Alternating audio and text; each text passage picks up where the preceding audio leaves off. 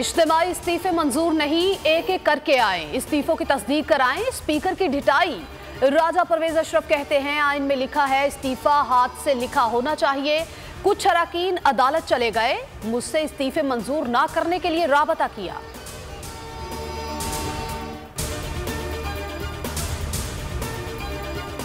कवायद के मुताबिक इस्तीफे दे चुके हैं। स्पीकर से पूछा क्या 11 MNAs आपके पास आए थे? स्पीकर के पास कोई जवाब नहीं था।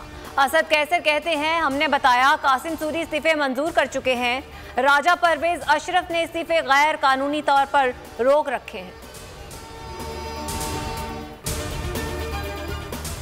असेंबली से इस्तीफे, पंजाब में एतमाद के वोट और तहलील पर मुशावरत। कप्तान ने अहम बैठक बुला ली। इमरान खान पार्टी रहनुमाओं से सियासी सूरत हाल पर भी तबादला ख्याल करेंगे। लाइहा अमल तय किया जाएगा।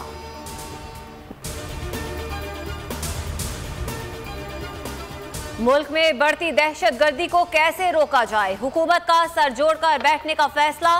कौमी सलामती कमेटी का अहम इजलास कल तलब। नेशनल एक्शन प्लान पर अमल दरामद का जायजा लिया जाएगा।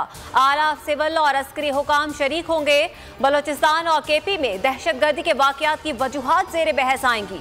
कलादम TTP से मुज़ाकरात, माजी के मुआहिदों पर अमल दरामद पर बात होगी।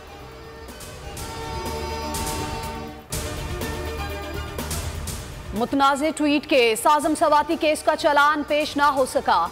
PTI सेनेटर के जुडिशल रिमांड में मजीद 14 रोज की तौसी। जुडिशल मजिस्ट्रेट नसीरुद्दीन ने केस की समाअत की।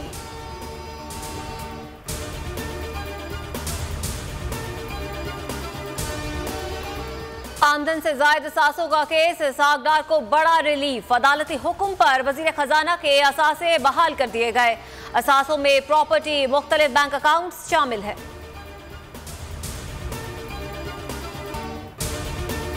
सरगोधा पुलिस ने तखरीब कारी की कोशिश नाकाम बना दी। KP से पंजाब असलहा स्मगलिंग करने वालों को धर लिया गया। 5 मुल्जिमान से भारी तादाद में जदीद असलहा बरामद। 2 कारों में छुपाया गया था। मुल्जिमान का ताल्लुक कोहाट और पेशावर से है।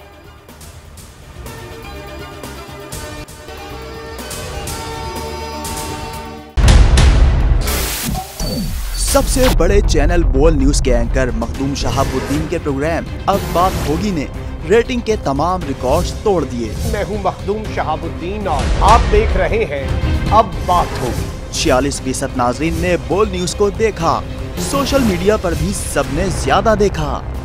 सब्सक्राइब करें और बेल दबाएं ताकि कोई खबर रह न जाए।